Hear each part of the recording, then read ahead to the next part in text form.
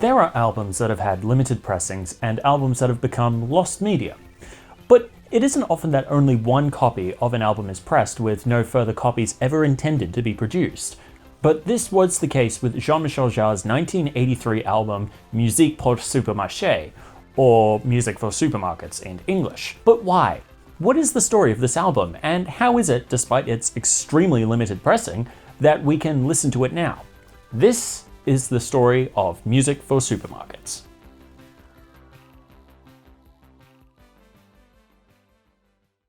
Jean-Michel Jarre, for those not in the know, is a French electronic musician and performer. By the 1980s, he'd had several successes under his belt already. In 1976, he released the album Oxygene, which became his most recognizable work and is a classic in the electronic music canon. In fact, if you watch my channel, there's a chance you've heard bits of it before, because I'm prone to using it in the background. In 1979, he gave a free concert in Paris in honor of Bastille Day, which earned him a record for highest attendance rate for an outdoor concert. This is a record that he would later go on to break again 3 times. In 1981, he became the first outside musician allowed to enter China after the death of Chairman Mao, giving several concerts that would be recorded and released in a wonderful live album. Jarre is an extremely accomplished artist. He also has a fascination with how technology influences our relationship with art and music, one that would become the core of Music for Supermarkets. In 1983, Jarre had a conversation with some artist friends of his who were in the process of putting together a new exhibition. The main theme of this exhibit was supermarkets, specifically focusing on themes of rampant consumerism. The general concept was that the pieces in this exhibit were designed to represent items found in a normal supermarket, pieces that would all be auctioned off at the end of the exhibition. This show has come to be known as the Orimbe Show, named for its organizer, Georges Orimbe. I'm definitely pronouncing that wrong. The only thing that remained to be done was to give this exhibit a musical accompaniment, an opportunity that Jarre agreed to. From February to May of 1983, Jarre worked on this music, in the end producing a roughly half-an-hour album. It is an interesting piece of work, spanning moods and even genres. Some tracks are almost synth-pop in tone, such as the overture at the beginning, others trend towards the ambient.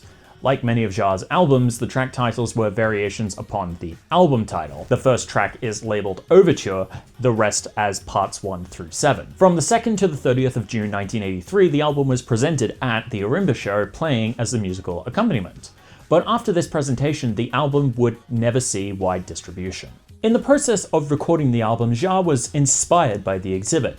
He had become concerned by the trajectory of the music industry, feeling that music was being treated less like an art form and more like a commodity, something to be bought and sold in bulk rather than enjoyed for its artistic merit. For this reason, as well as realizing that the music he was writing would be as much an art piece as the rest of the exhibit, he made the decision that only one copy would ever be made. Like a painting or a sculpture, it would be unique rather than being mass-produced and sold in shops.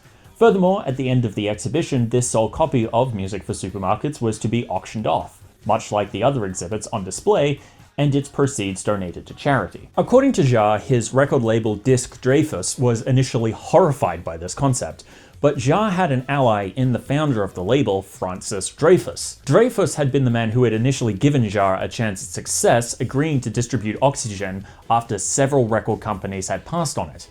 Here he put his faith in Jarre again, agreeing to the single copy concept for Music for Supermarkets. And so it was all set in place. The lead up to the auction was abuzz with interest. Jarre's single copy concept for Music for Supermarkets was completely novel, and as such generated a significant amount of media attention. Journalists clamored to hear the album, which Jarre would indulge briefly on one interview by playing a single track from the record. This track is identified as Music for Supermarkets Part 6 by the Record in a Sleeve, and would even find a new life in Jarre's repertoire later on.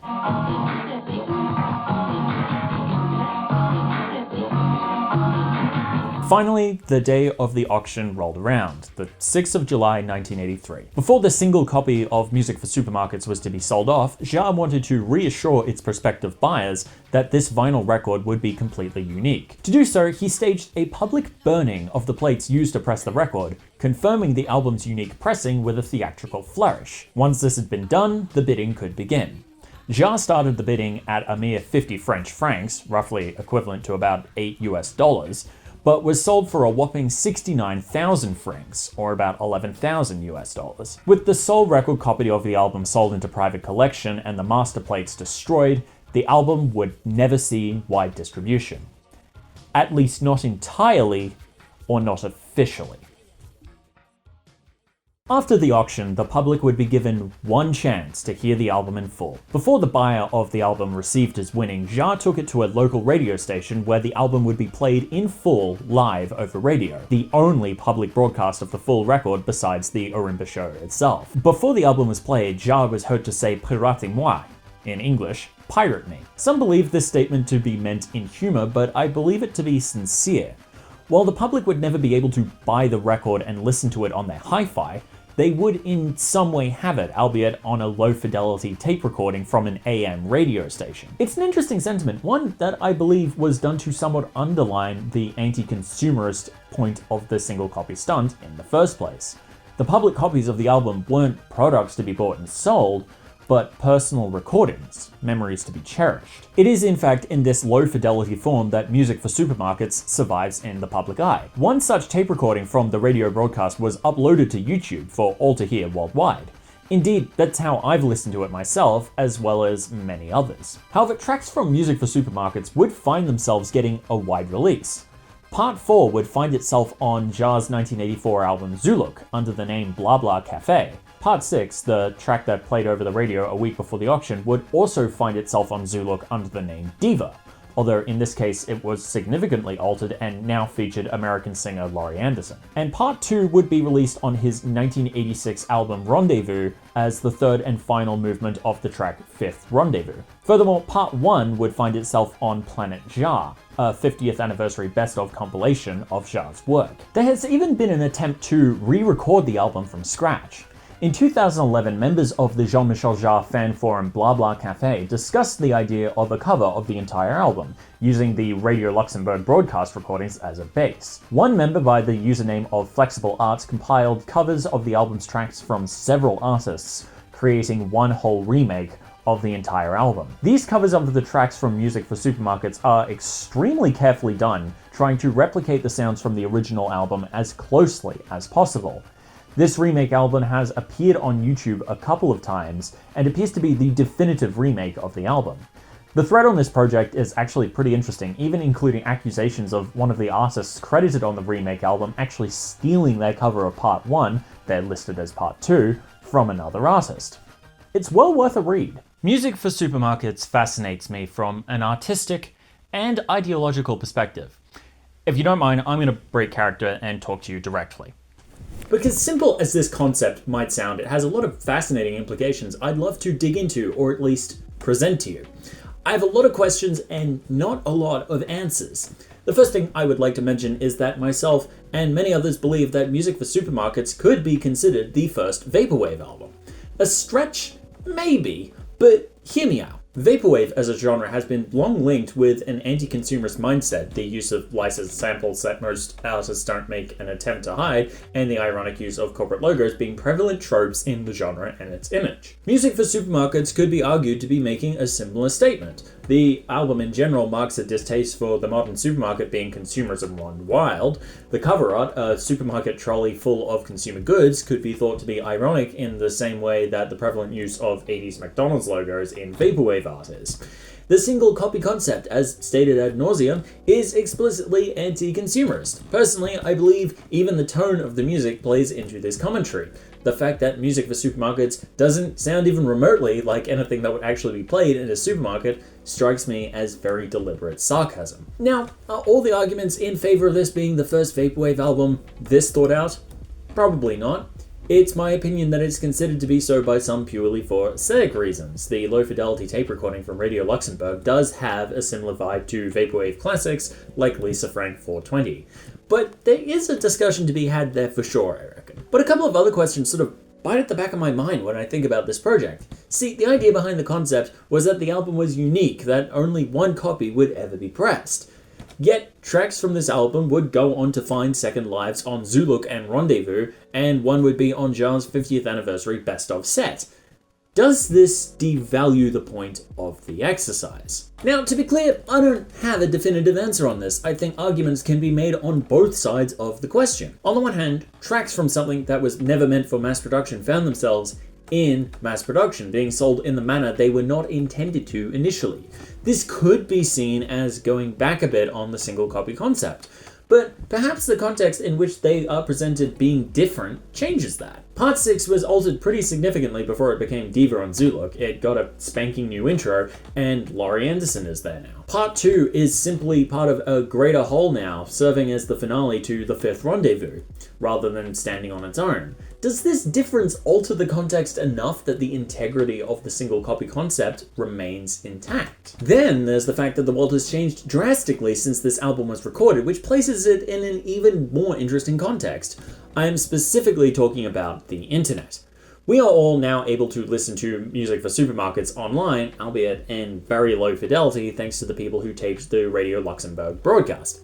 This fascinates me in that, in a sense, Jarre has been able to have it both ways without compromising the artistic statement of the record. There is only one high-quality print of the album, making it a unique piece of art, but it's still widely available for everyone to hear. Furthermore, the way in which it exists publicly is completely divorced from the consumerism of record companies. Instead of a CD or a digital download you have to pay for, it's just a YouTube video you can click on and enjoy. Does this make the album statement even more palpable?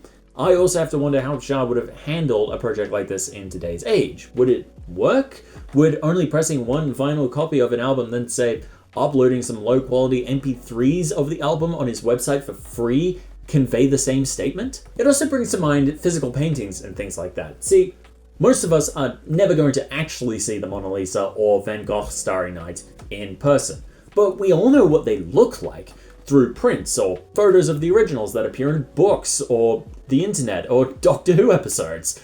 Do the tape recordings of the radio broadcast of music for supermarkets serve the same function, giving us a representation of a piece of art that we'll never actually get to witness in its original format? Again, I do not have any definitive answers to any of these questions. I'm just fascinated by them and the deeper analysis one could glean from them. I would certainly love to know what Jarre himself thinks of all this. His fascination with current technology is well on record, and he has continued to use his music to make massive statements on how we consume the world around us. It hasn't been anything as dramatic as pressing a single record, then publicly burning the master plates, but recording a single with CIA whistleblower Edward Snowden to condemn digital surveillance comes to mind as something pretty ballsy that he's done recently.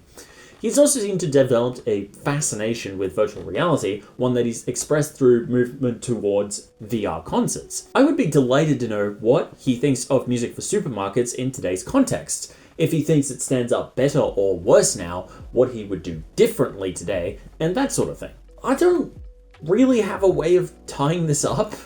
If I'd not gone on this little tangent, I might, but I think I'll end this off by saying that music for supermarkets is, to me, one of the most interesting artistic statements made in the music industry to date. It's not unique in this sense, however. In 2015, Wu-Tang Clan auctioned off the one and only copy of their album Once Upon a Time in Shaolin, an album that is yet to surface on the internet outside of some leaked snippets. I suppose that would make it the rarest album in music history, wouldn't it? Beyond that, other artists have used their music to make statements on the record industry and its consumerist nature. In 2007, Radiohead balked expectations with their Pay What You Want release of In Rainbows. In 2014, their frontman Tom York released his solo album Tomorrow's Modern Boxers through BitTorrent. But music for supermarkets did it all first and remains, in my eyes, one of the most fascinating albums ever recorded.